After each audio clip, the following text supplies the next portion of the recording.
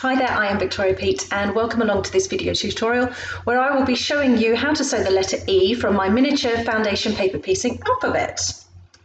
This is it here. You get all the characters of the alphabet and you get a lot of additional characters as well. There are 7 additional characters that you get with that. So today we're going to be having a look at the letter E. The letter E is a 1-star difficulty ranking. There are 10 different pieces to assemble the letter, but it is made in 1 block only, so that's not too bad. The character here, I'll show you. You can see this is the reversed pattern piece, and I've got on the pattern, there's a little identifier in the corner that shows you that it's the letter E, and all the parts that make up the character itself are shaded with a little dot. So I have my pattern piece all folded and ready, and I've got some fabric, so let's make a start. This character starts off with one of the coloured pieces for the letter, which is down here, a little square.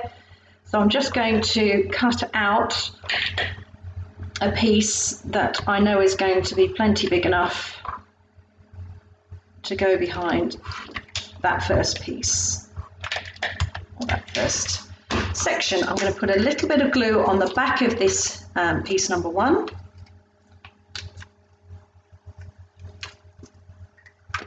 And if you're using a patterned fabric, make sure that your pattern fabric is right sides down. Piece number 2, just going to place that down, and I'm just looking just to make sure that the fabric sits underneath this first piece. Enough. And then my piece number 2 is a background colour, so I'm going to place that on my background fabric. I'm going to take it over to the machine.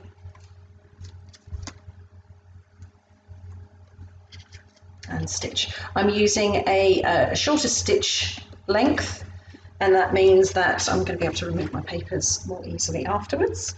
And I'm going to sew on the solid line between piece number 1 and piece number 2. No need to reverse, and I'm just sewing maybe a stitch or 2 just over the line, either side. I'm going to press that.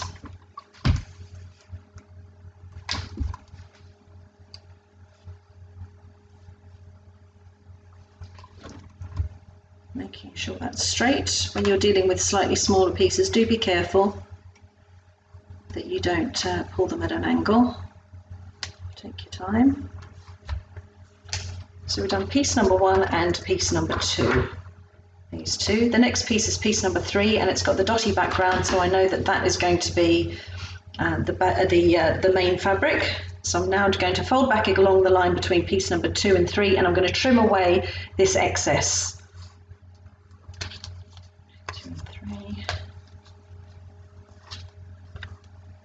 I'm using an add an 1/8 ruler, but you can use an add a 1/4 if you like. And the piece that I need in the pink needs to be the size of piece number 3 plus whatever your seam allowance, either the add an 1/8 or add a 1/4 ruler.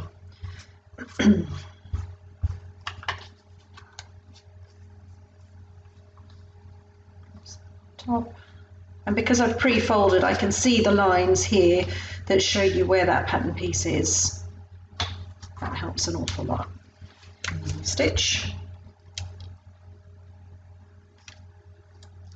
Bring it over to the machine. I always just make sure that the fabric underneath hasn't slid out of the way or it's not folded under. I'm going to sew on the line between 2 and 3.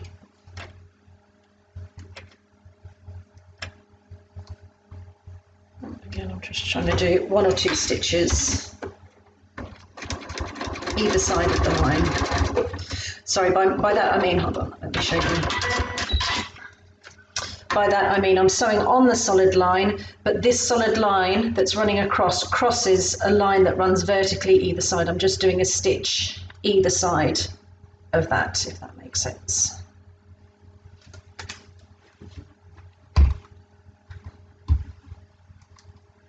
And press away, making sure that I'm pulling the fabric back evenly along that stitching line.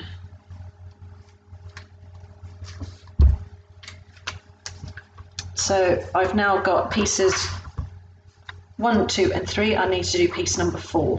So I'm going to fold back the pattern against line between 3 and 4, and I'm going to trim away this fabric, the pink fabric.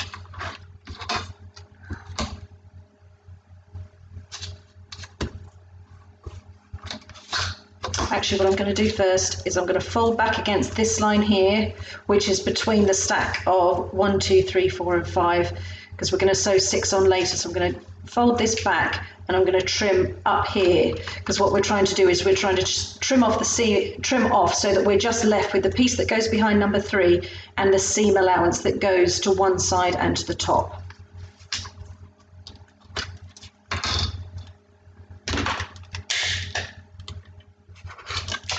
Trim down there, and then I'm going to come back and then I'm going to fold between the line 3 and 4, and you can see this is the line that I've just trimmed here, going across the side, and then I'm going to trim across the top. So that's bare fabric, and then on the back you can see how I've now trimmed that down in size. So now we're going to go for piece number 4, which is a background. Place that on my navy fabric and then over to the machine. Fabric's all nicely lined up. Flip it over.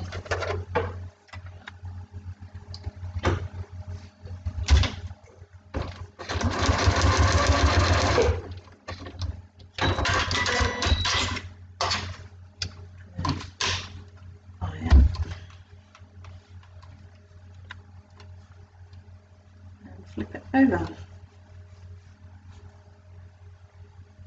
And I'm going to do the same thing and trim. I'm folding back on the line between 4 and 5, trimming away this larger piece of background fabric, and then I'm also just going to fold back against the line here that where my excess fabric is. You may not have it on this side, you may have it on a different side. I'm just going to trim off here. I just find this method, and it may take a little bit of getting used to, but I find it easier to cut from these larger pieces than trying to get a tiny little piece with the right seam allowance on the underside. I find that a little bit tricky, but you may prefer to do it the other way. But I definitely find it easier to cut from a bigger piece. So now we're doing piece number 5, which again is back to my pink. I'm going to place that down. Not sure it will quite get in here. Let's have a look. Oh yeah, look at that. Just fits in that little spot. I love it when a plan comes together. And now I'm just making sure that the fabric hasn't moved on the underside before I start stitching.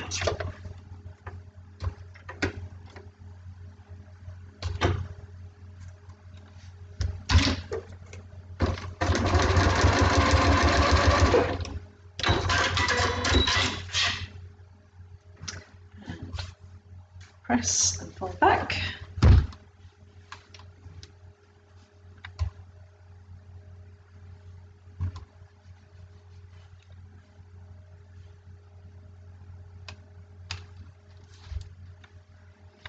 There we go. Oh, that's cute. Then fold back. To trim away the fabric, I'm just going to fold on the outside of that piece number 5 and trim off the excess so that I'm just left with my seam allowance. So here we've got the little stack being made.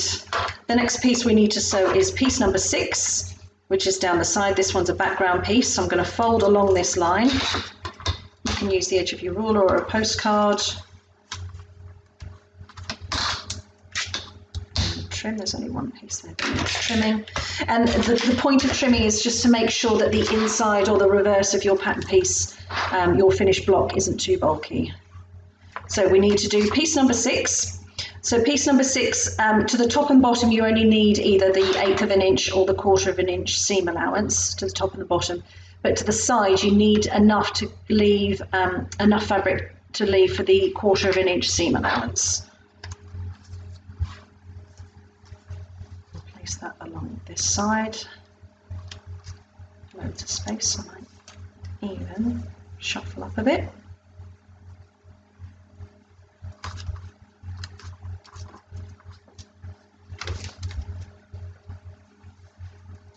So that's matching the raw edges. Flop the paper over. Sew down the line that's between that little stack and next to piece number 6.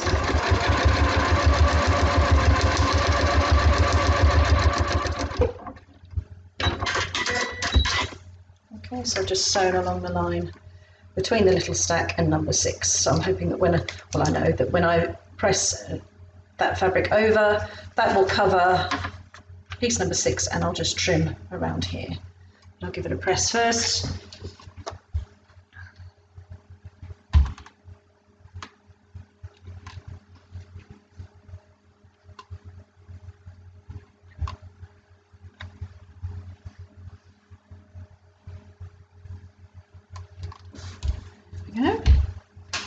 I'm going to trim this time. We need to trim just to the outside of the dotted line. I'm going to trim all that up afterwards. Oh, missed a bit. Okay, so we've got pieces 1 to 6. We're now going to come along and do piece number 7, which is pink. That's going to go along this edge here. So I'm going to fold back the line between the little stack in the middle and line 7. Trim that one off at the top. Make it nice and neat. And then we need a piece of fabric that's going to sit underneath piece number 7. Looks like that will fit in there. Just check I'm placing that evenly. Just fits, I would say. If you're worried or you're not sure, just go for a larger piece. Over to the machine. Make sure things haven't gone astray.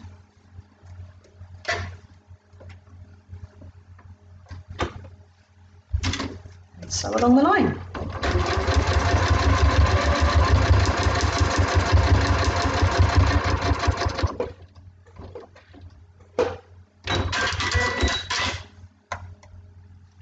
Oh, the moment of truth. Game of chicken. Sometimes I choose pieces of fabric that are a little bit too small. So yes, if you're not sure, do go bigger.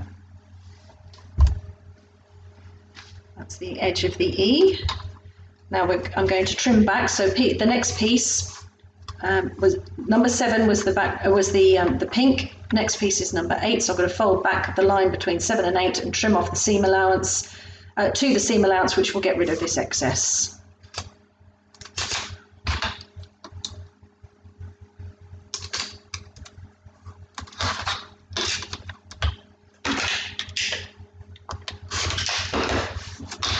Okay, so piece number 8 is background. I'm going to place that raw edge I've just cut up against a raw straight edge on my piece here. Take it over to the machine and sew along the line.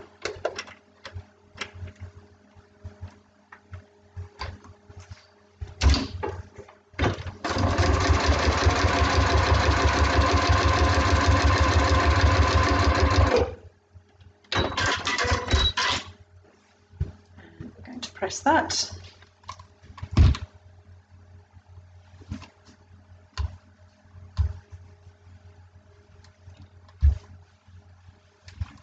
Oh, you can start to see it coming together now.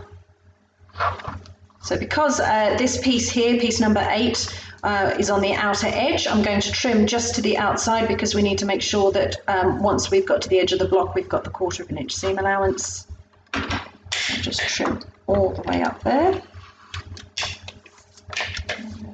Next we need to sew piece number 9, which is the piece that runs across the top. So I'm going to fold along the line between this piece section here and number 9.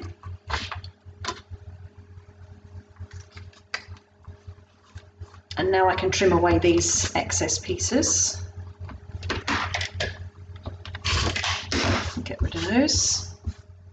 So whilst it might seem odd to be sewing from a larger piece, you can see as we've gone along, these are the only pieces of waste fabric that we've got left. So it's not too wasteful. So piece number 9, that needs to cover or sit underneath this whole white section here. So I need a relatively decent size. I'll pop that here.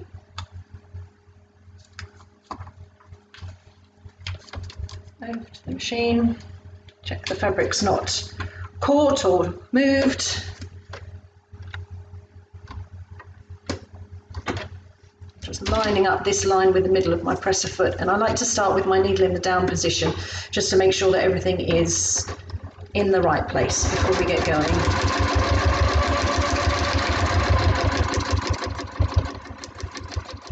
And I've sewn all the way across through this seam allowance on the outside edge, so I've sewn all the way up to these little dotted lines.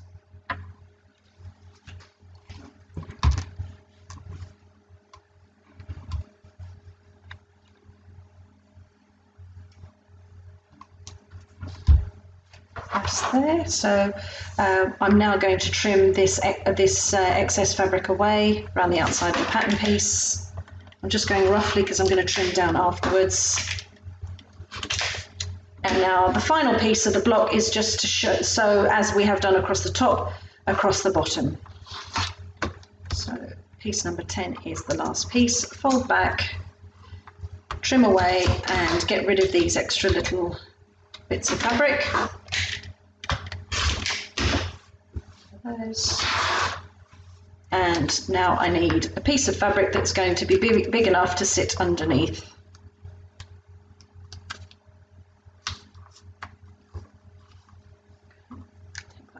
Machine, and sew our final seam.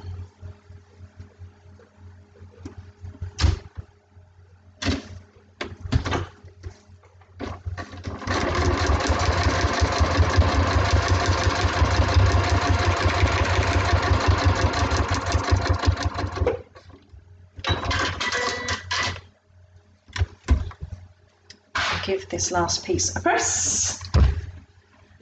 Then we are done. We're nearly done. We need to trim. Oh, it looks so cool. Quick look. Right, go on. So I'm going to trim that roughly.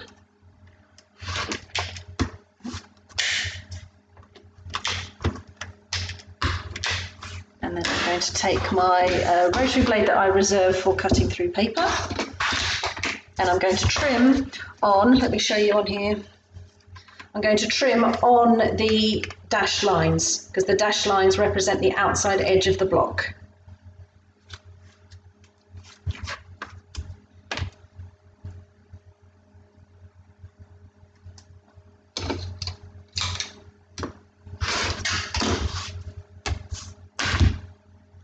And I like to use a bigger ruler for this because you can distribute the weight of your hand over a larger surface and it keeps it nice and stable when you're cutting. Because you might be cutting through a lot of layers and you're cutting through the paper as well.